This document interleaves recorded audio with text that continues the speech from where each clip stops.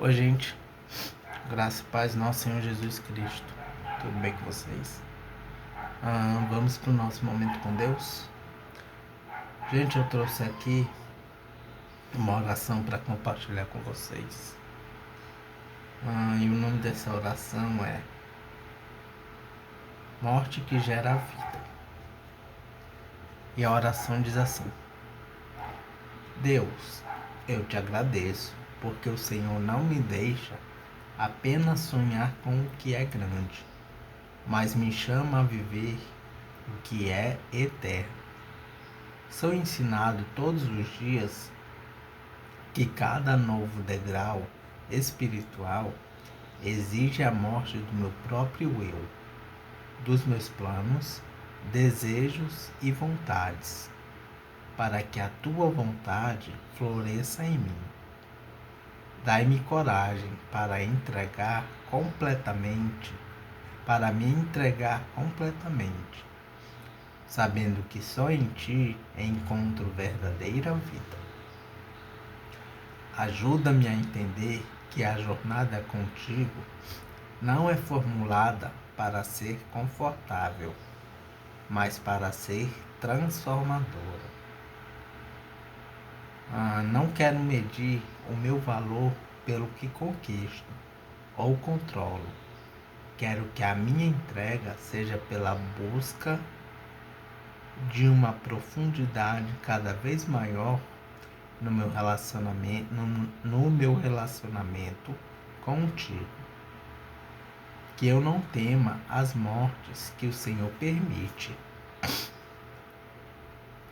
Que os meus olhos sejam abertos para que eu as veja como portas que se abrem para o propósito preparado a mim pelas tuas mãos. Quando o mundo me leva a ver o processo de renúncia como frustração ou abandono, recorda meu coração que o Senhor não quer me ver sem nada, vazia, mas quer que eu libere espaço em minhas mãos para receber o que é maior e eterno, me preenchendo de forma contínua.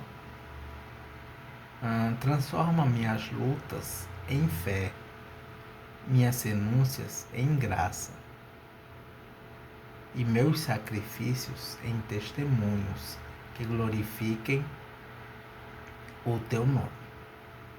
Pai, eu reconheço que a dor do processo não é o fim. Ela faz parte da formação de um caráter conforme a imagem de Cristo. Ajuda-me a compreender que não sou chamado a lutar por vitória, mas a viver a partir dela, pois tudo já foi conquistado na cruz. Dai-me olhos espirituais para ver aquilo que parece apenas morte hoje. Amanhã será vida abundante em ti, como uma semente que morre, germina e cresce. Cria em mim um coração sensível à tua voz, que ao invés de procurar conforto humano ou promessas vazias, eu busque tua presença e tua direção. Ensina-me a confiar em ti em cada estágio da jornada, sabendo que és fiel para completar a boa obra que foi iniciada em mim e que nada do que entrego ao Senhor é em vão. Senhor, que minha vontade seja um reflexo da tua graça, misericórdia e poder. Que eu possa verdadeiramente morrer no meu eu e viver em Cristo. E que cada degrau de morte traga traga como fruto mais vida, fé, propósito e mais amor. Em nome de Jesus. Amém.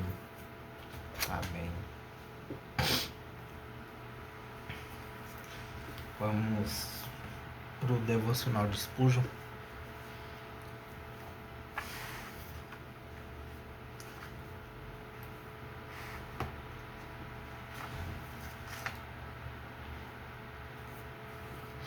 E o devocional de hoje é referente a 1 Samuel.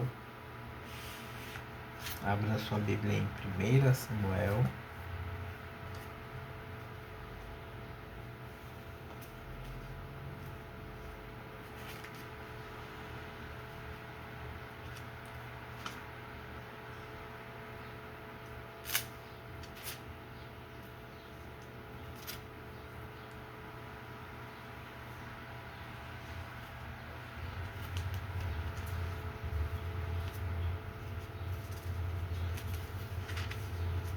Primeiro Samuel capítulo 13, versículo 20.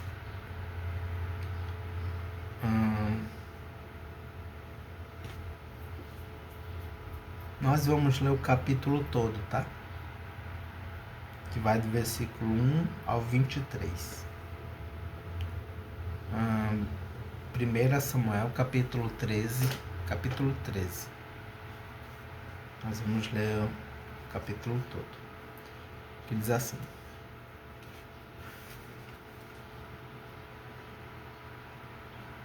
uma introdução desse capítulo diz: guerra contra os filisteus. Samuel já tinha se despedido, mas mesmo assim continuou a participar na vida do povo de Israel.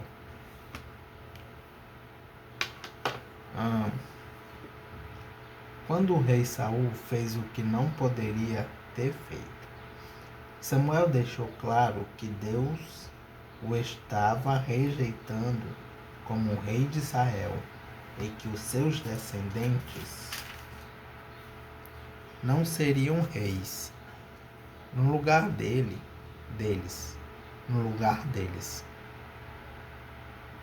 Deus iria escolher um homem do tipo que ele quer.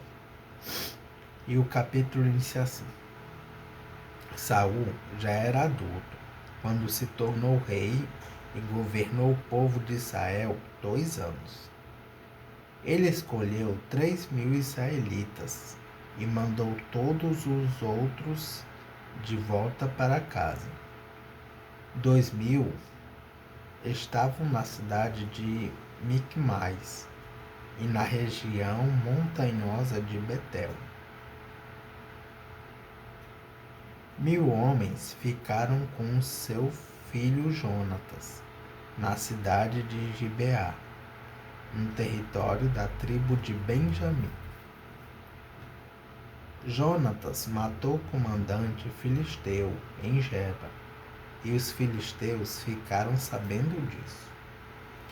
Aí Saul mandou mensageiros para tocarem corneta por todo o país, chamando os hebreus para a guerra. E todo o povo ouviu esta mensagem: Saul matou o comandante dos filisteus, e agora eles estavam com ódio dos israelitas. Então o povo respondeu ao chamado e foi juntar-se a Saul em Gilgal. Os filisteus se reuniram para lutar contra os israelitas.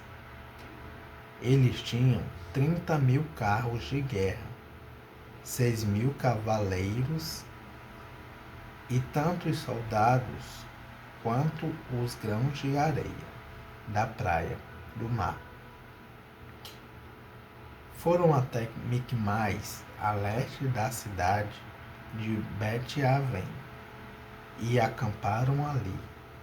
Os israelitas perceberam que estavam sem saída e numa situação muito difícil. Alguns se esconderam em cavernas e em buracos, e outros entre rochas, em cavernas e em buracos. Aliás, em covas e em buracos. Outros ainda atravessaram o rio Jordão e foram para as terras de Gade e de Gileade. Saul havia ficado em Gilgal, e o povo dali estava apavorado. Segundo as instruções de Samuel, Saul esperou 7 dias, mas Samuel não foi até lá. E o povo começou a abandonar Saul e sair dali. Então Saul lhes disse: tragam os animais para o sacrifício, que é completamente queimado para as ofertas de paz. Ele ofereceu o sacrifício, e quando estava terminando, Samuel chegou. Saul foi ao encontro dele para o cumprimentar. Mas Samuel disse: o que foi que você fez? Saul respondeu: eu percebi que o povo estava me abandonando e indo embora. Você também não veio como havia prometido, e os filisteus já estavam reunidos em Micmais. Aí eu pensei: os filisteus vão descer a Gilgal para me atacar. E eu ainda não tentei conseguir a ajuda de Deus, o Senhor. Então, achei que tinha de oferecer o sacrifício. O que você fez foi uma loucura, respondeu Samuel. Você não obedeceu à ordem do Senhor nosso Deus. Se tivesse obedecido, ele teria deixado que você e os seus descendentes governassem o povo de Israel para sempre. Mas agora você não continuará a governar. Você desobedeceu ao Senhor.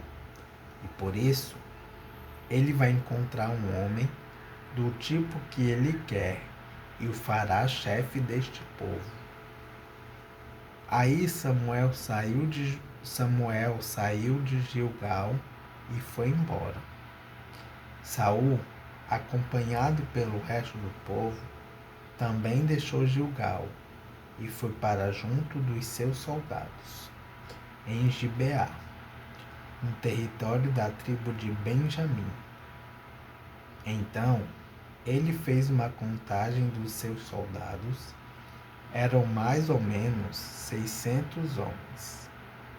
Saul, o seu filho Jonatas e os seus homens ficaram em Geba, no território de Benjamim. Os filisteus estavam acampados em Micmais. Os soldados filisteus saíram para patrulhar em 3 grupos. Um grupo foi na direção de Ofra, na terra de Sual.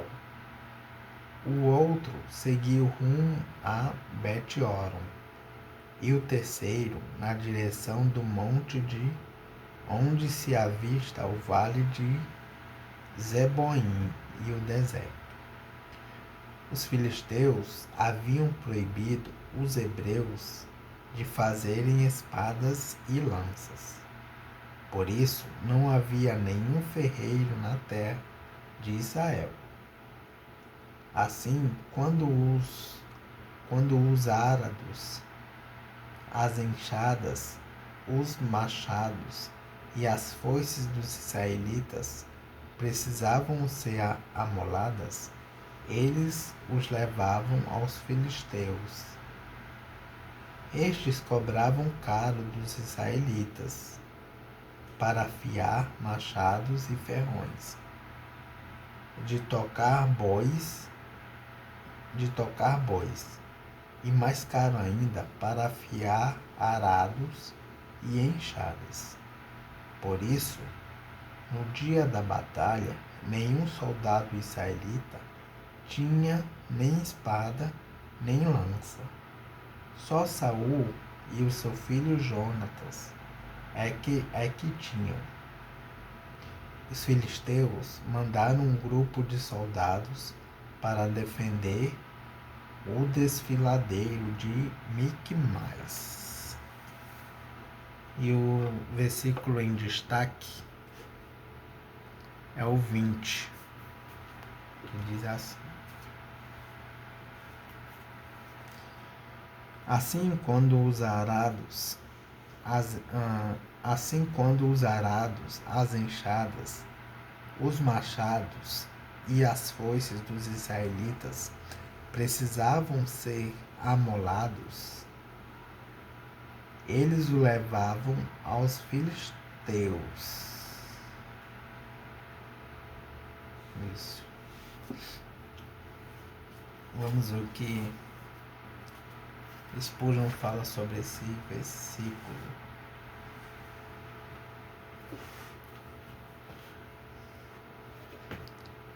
Estamos envolvidos numa grande guerra contra os filisteus do mal.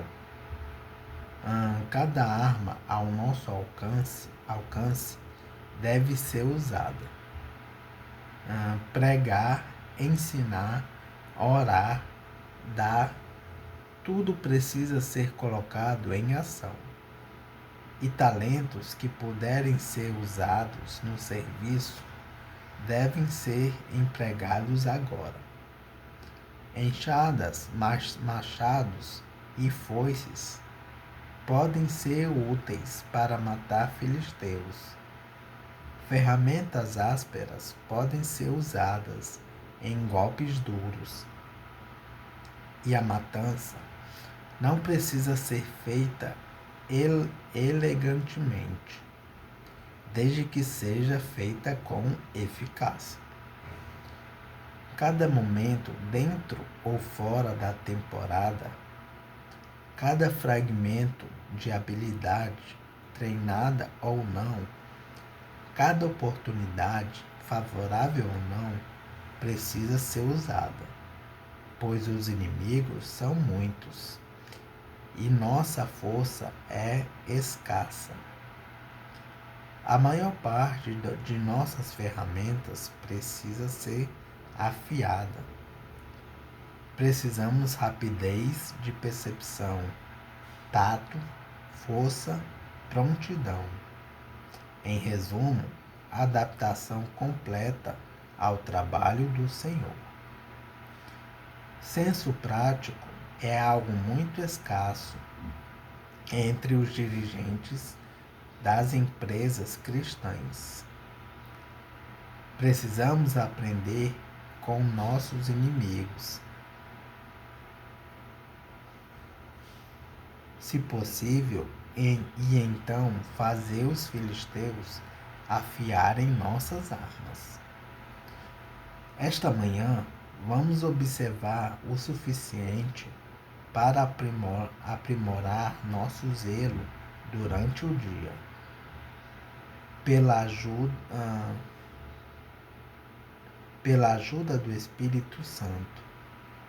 Você vê o vigor dos religiosos, como eles vagam mar e terra para fazerem um convertido. Devem eles monopolizar todo fervor? Note os devotos pagãos que torturas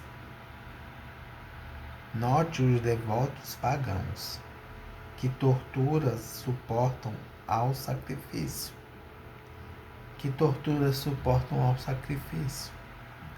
Observe o príncipe das trevas, como é perseverante em seus esforços. como é ousado em suas tentativas, como é corajoso em seus planos, como se esmera em seus enredos. Quanta energia em tudo! Os demônios são unidos como um homem em sua rebelião infame. Enquanto nós, crentes em Jesus, estamos divididos em nosso serviço a Deus e raramente trabalhamos em união. Que na mesma medida em que Satanás se empenha para enredar suas vítimas, aprendamos a ir como bons samaritanos ao encontro de alguém a quem possamos abençoar. Amém.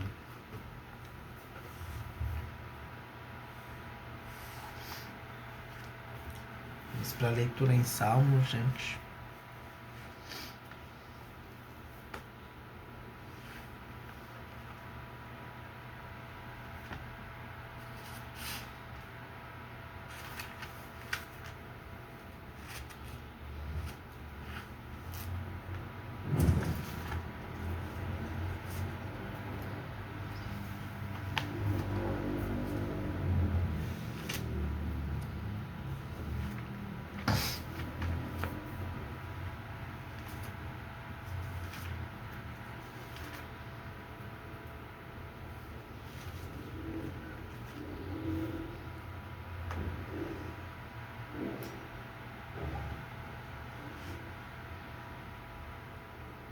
Salmos de número 92. 92. Hino de gratidão a Deus. Uma introdução desse salmo. Hino de ação de graças, escrito por um homem que tem visto Deus derrotar os inimigos de Israel, proteger e abençoar os seus servos e servas com uma vida próspera e longa. Gente, uma correção aqui. Nós já lemos o Salmo 92. Agora é o Salmo 93. Perdão. Salmo 93 diz assim: Deus, o Rei do Universo. Uma introdução desse salmo diz: Salmo de Deus Rei. Nos versículos 1 a 2 é declarado o domínio eterno de Deus, e nos versículos 3 a 4 é proclamada a sua vitória sobre a desordem dos oceanos no tempo da criação.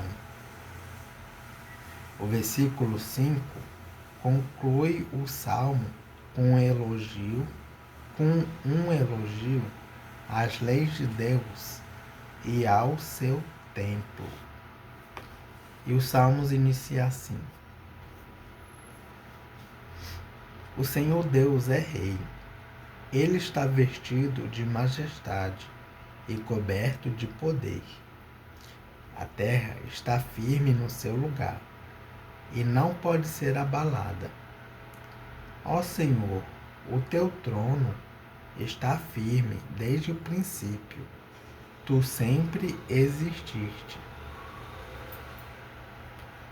Ó Senhor Deus, o mar profundo levanta a sua voz. O mar ergue a sua voz e ruge. O Senhor reina no céu com poder. A sua força é maior do que a fúria do oceano e mais poderosa do que as ondas do mar.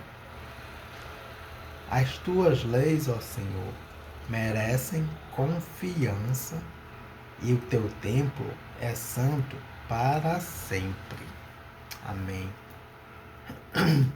Vamos a algumas referências e comentários do Salmo 93.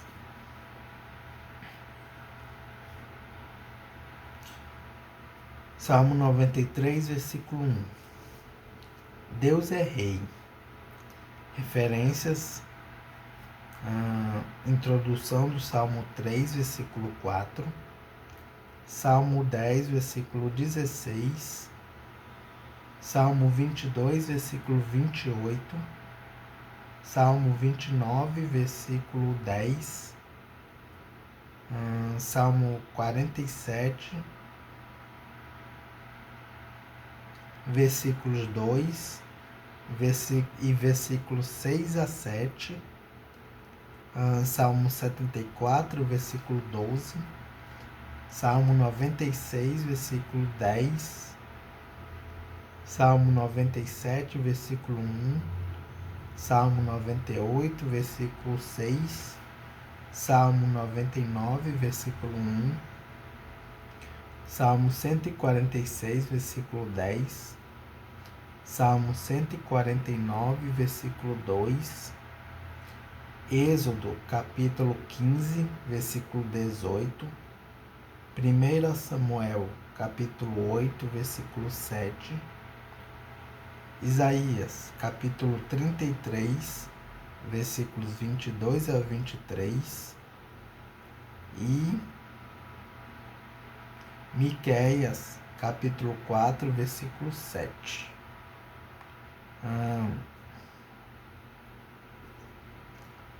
Salmo 93, versículo 3. Mar profundo. Referências. Salmo 89, versículo 9. Salmos 89, versículo 9. Salmos 74, versículo 13. E Salmos 104, versículos 6 a 9. E, por fim, Salmo 93, versículo 5. Leis dadas ao povo por meio de Moisés, as quais merecem confiança. Referência Salmo 19, versículo 7. Santo, separado e dedicado somente para adoração a Deus. Referência Salmo 5, versículo 7. E é isso, gente. As referências e comentários do Salmos de número 93. Que Deus os abençoe.